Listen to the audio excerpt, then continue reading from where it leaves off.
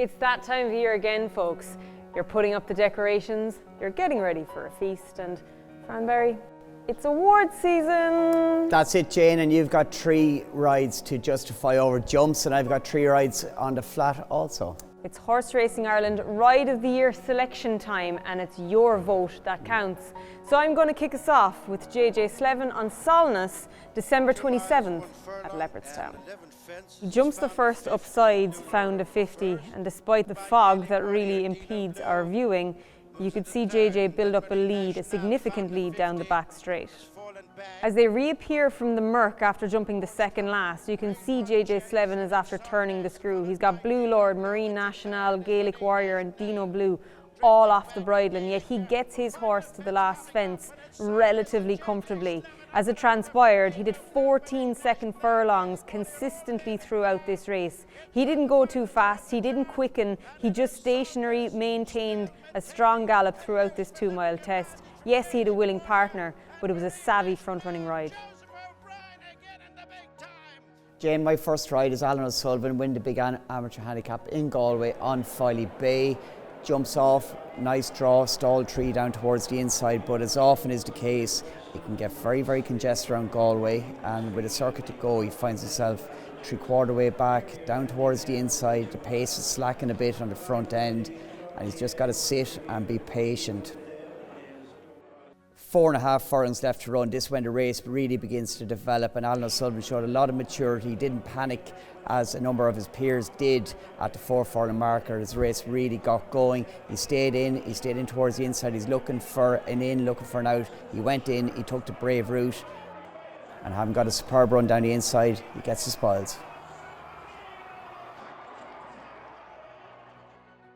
I go to the Punchestown Festival for my next selection. 4 miles over fences, 23 runners, and what does Danny Mullins do?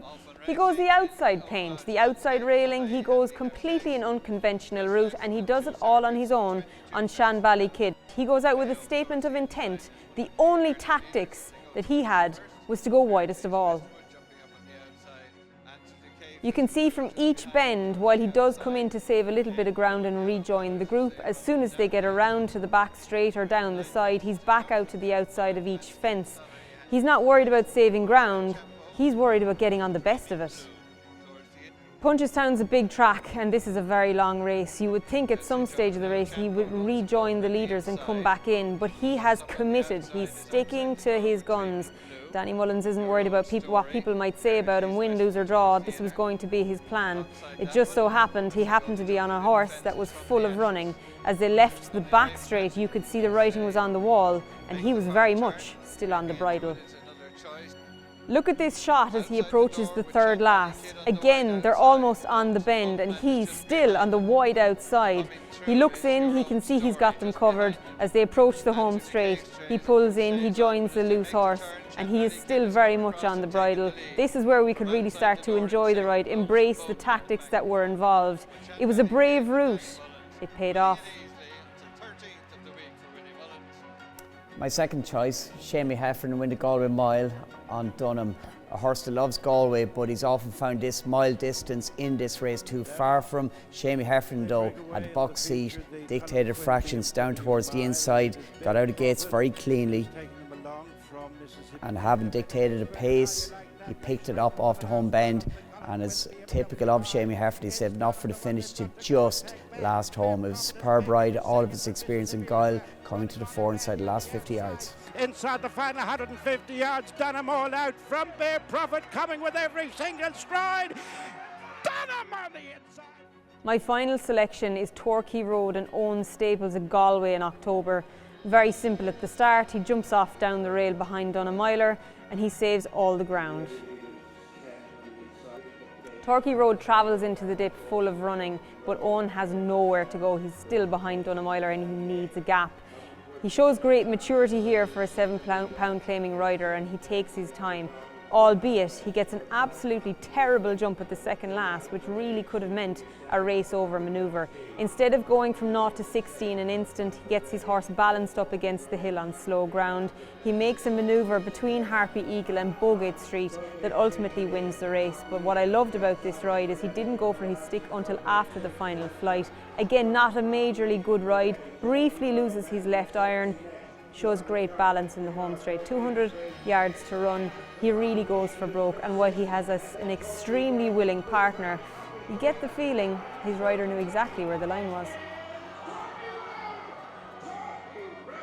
My last selection, and definitely not the least, Jessica O'Gorman winning an Ariana at Down Royal.